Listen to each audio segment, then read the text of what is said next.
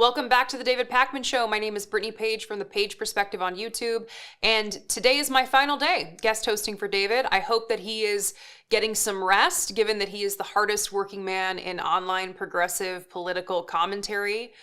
Seriously, how hard does that guy work? It is still just the first week of Donald Trump being back in the Oval Office, and so much has happened. And even though it's the first week, we're already learning some concerning things about Donald Trump's White House press secretary, Karoline Leavitt.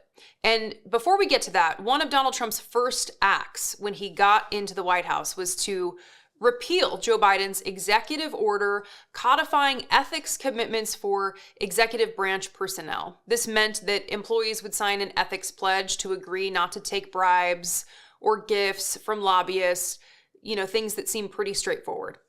Not for Donald Trump. He wanted to get rid of it. So we are in store for more corruption, more self-dealing. We already know that part of the reason that Donald Trump wanted so desperately to win the election was for all of his criminal cases to fall away, as they did. Who knows what plans he and his family have now?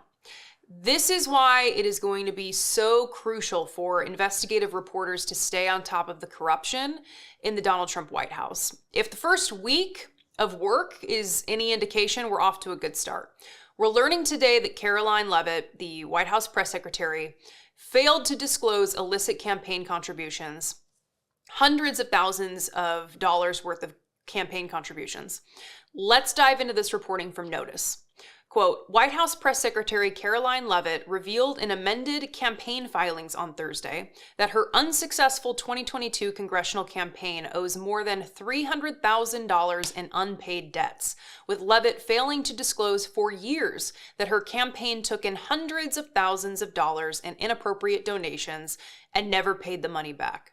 The vast majority of that debt, about $200,000, is owed as refunds to contributors who appear to have donated above the legal limits.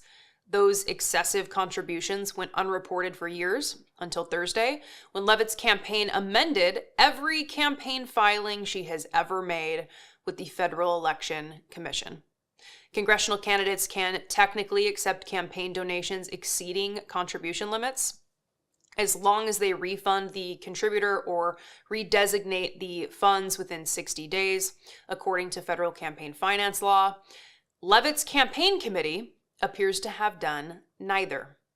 The reporting goes on to note that her campaign committee amended 17 campaign finance reports, and the timing feels a little convenient, right? I mean, as soon as she's safe in the White House, safe in the administration, and this reporting shows that this actually isn't new. This is a pattern of behavior.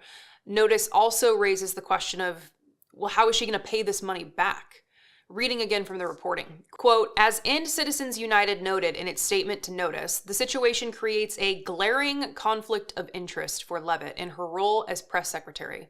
Quote, she still needs to raise money to refund those contributions, potentially opening the door for wealthy donors and corporate special interests to curry favor with her, the administration, or the president. So we started this week with an end to the ethics pledge, and we're ending the week with concerns over how the White House press secretary is going to raise money to refund contributions and what conflicts of interest this may invite. It's really been just a week. Once again, we're seeing big tech blur the lines between private industry and public government. Zuckerberg, Bezos, even Sam Altman at OpenAI are donating millions to Trump's inaugural fund because they say he'll lead our country into the age of AI, despite these same tech CEOs warning about how dangerous AI can be. Algorithms control what we see every day to serve corporate and political interests, which is why I've trusted Ground News for years to help me find the truth. Ground News doesn't tell you what to think. They show you each news outlet's biases, credibility, financial incentives, so you know who's benefiting from the way each news outlet spins each story. You can even filter out certain sources you don't want and stay informed without getting buried in the noise. Stay engaged with Ground News, who is fixing what is breaking right in front of us: trust and transparency in the media. Ground News is giving my audience 50% off the same Vantage plan that I use. Go to ground.news/Pakman. The link is in the description, or scan my QR code.